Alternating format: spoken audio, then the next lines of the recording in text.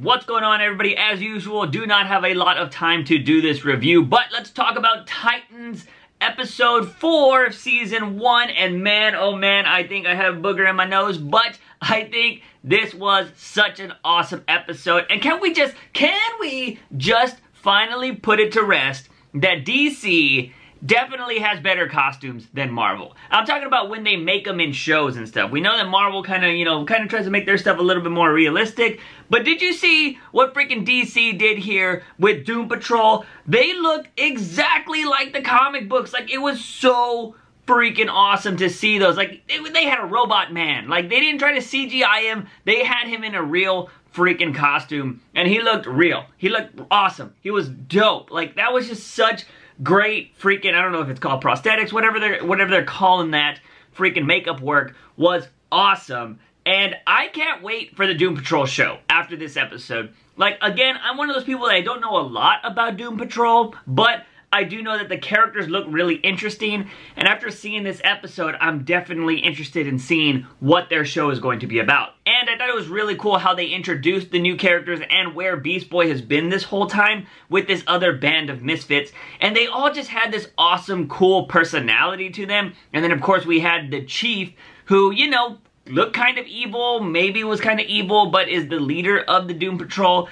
And I don't know, I feel like it's going to be a really interesting show when that comes out next year. But this episode was pretty cool. It just basically centered around Doom Patrol. There wasn't a lot other stuff going on. We just got introduced to all those characters. We got to see Beast Boy's origin, which I thought was pretty cool. And we also found out that he doesn't really know how to control his powers yet. He just can basically turn into a tiger. And from what he said the Chief told him is he thinks it's like an emotional connection. They're his favorite kind of animal. So that's all he can turn into. And that's probably why we haven't seen him do anything else. That's why I made a suggestion that he should have been a bird flying over looking at Raven. But he can't do that because he only knows how to turn into a tiger. So that's a really interesting way to keep the character to one kind of animal for now until he learns to actually control his power and turn into anything he wants. I will say that there were some questionable acting spots in this episode. I have mentioned that multiple times throughout watching the season.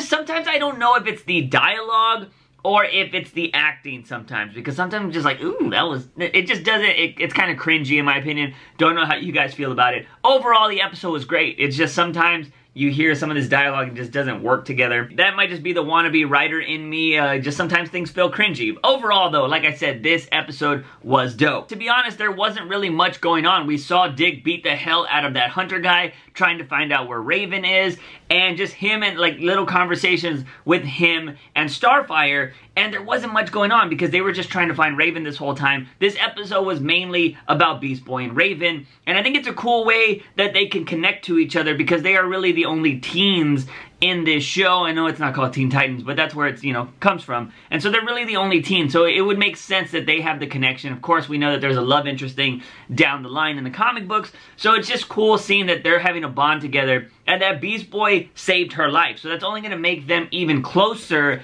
as characters because, you know, she didn't want to go through with the science experiment that the Chief was going to do on her, so Beast Boy stepped up and he was all like, let her go. Really loved that moment because he turned into Beast Boy from the actual comics with his full-blown green skin. The teeth came out. Like, I thought that was awesome. I was like, oh, like, that was pretty cool. So I'm glad, like, this is the one thing I'm loving about the DC Universe, and I was hoping that we were going to get a lot of stuff like this, was that the shows on the DC Universe were going to be more comic booky than the ones on the CW or, you know, whatever else. Because they can just do so much more, the budgets are a little bit more and stuff like that. And yeah, they don't really have to worry about trying to fit in a whole connected universe because they're doing their own thing. And I just think this is awesome. Having the little Beast Boy thing happen before he got shot, I thought was just super, super dope. Then, of course, we saw at the end of the episode that Raven went all crazy, basically paralyzed the Doctor again from the waist down because he was apparently just started to learn to walk again, and he's always been in a wheelchair in the comic books. So, you know, they kind of just put him back in a wheelchair, I should say Raven did. And then, of course, you know, Dick Grayson shows up and he's all like, look, I'm never going to leave you, I'm sorry, blah, blah, blah, blah, after he had that little conversation with Starfire saying like, yo, you got to get your shit together. You know, he went and just basically, you know, showed Raven that he's not going anywhere. So we have the first, like, official group of the Titans now because Beast Boy left the mansion with Raven and Dick Grayson and Starfire. So it's cool. We finally got the team together. And, you know, it's cool that they met other superheroes or, like, misfits or whatever you want to call them. And so 4 episodes in, we have the team together. And I thought this was good. I think the way they did this was pretty awesome. Now, the first episode, I did feel like they tried to cram every character in there. But 2, 3, and 4 have been a nice progression to finally getting the team where it's at. And I like what they've done. I like that we've gotten little bits of their origins every episode, or when they show up, we've gotten little bits. And everything just seems to be progressing really nicely as a story. Staying on that topic with the Doom Patrol, I really love how they handled the Doom Patrol and how we got just those little tidbits of every one of their origins, and it didn't seem like it was thrown in your face or rushed.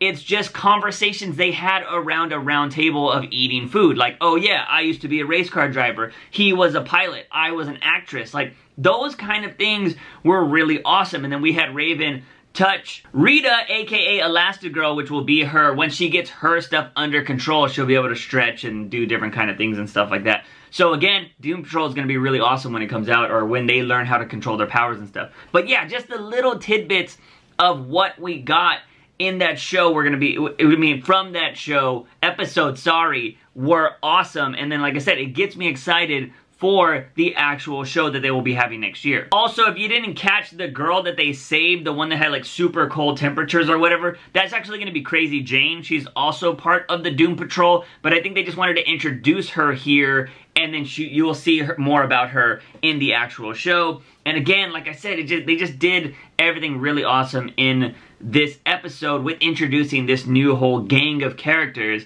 And I loved it. I just absolutely loved the aesthetic of the episode and just everything that happened in it. And I don't know. I can't really say anything else about this episode because it's centered around Doom Patrol and, you know, Gar and everybody else in it. And it was just awesome. It's awesome, and I just can't wait to see where this show is going to keep going. Anyways, guys, sorry for the weird lighting, but that's all I really have to say about this Titans episode. Let me know your thoughts on it in the comment sections down below. Guys and gals, if you haven't seen any of my other videos, do check them out right there. Also, hit that bell button so you get notified every time I upload a video, and also hit that subscribe button for all things nerdy and geeky on this channel. As always, I'm your host, JUICEbox. Remember, when you wake up in the morning, ask yourself something. If I have a daily dose of juice, see you guys next time.